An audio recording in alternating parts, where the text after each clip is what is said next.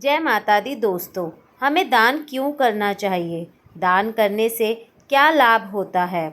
एक दिन एक भिखारी सुबह अपने घर से बाहर निकला। उस दिन त्योहार का दिन था। उसे गांव में बहुत सी भिक्षा मिलने की संभावना थी। वह अपनी झोली में चावल के कुछ दाने डालकर बाहर आया।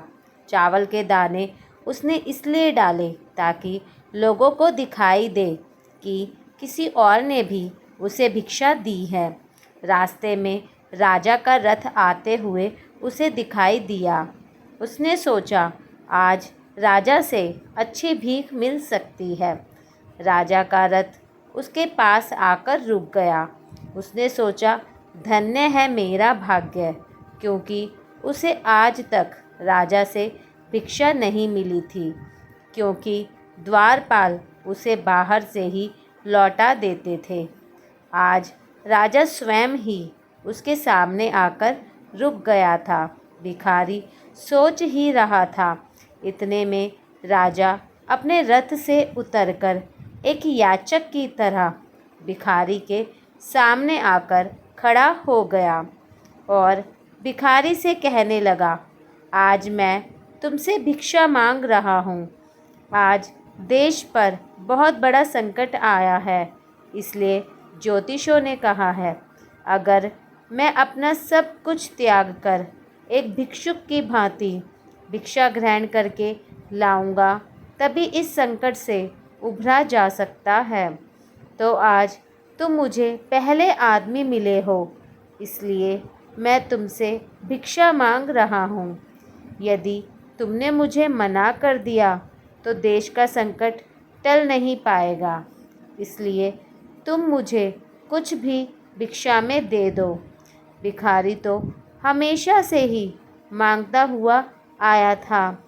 उसका हाथ देने के लिए तो कभी उठा ही नहीं था। सोच में पड़ गया कि आज कैसा समय आ गया।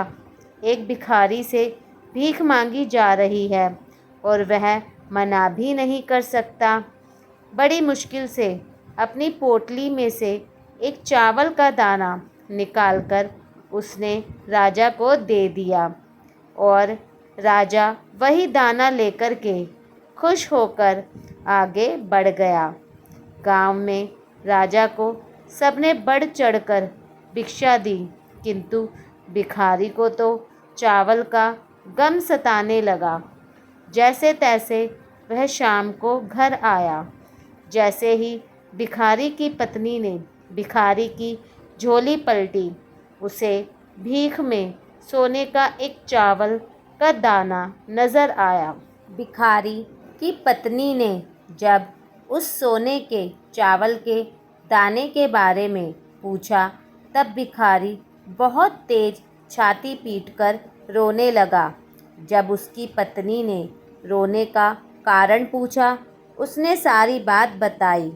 उसने अपनी पत्नी से कहा, तुम्हें पता है कि जो हम दान देते हैं वही हमारे लिए स्वर्ण बन जाता है, और जो हम इकट्ठा कर लेते हैं वह सदा के लिए मिट्टी हो जाता है।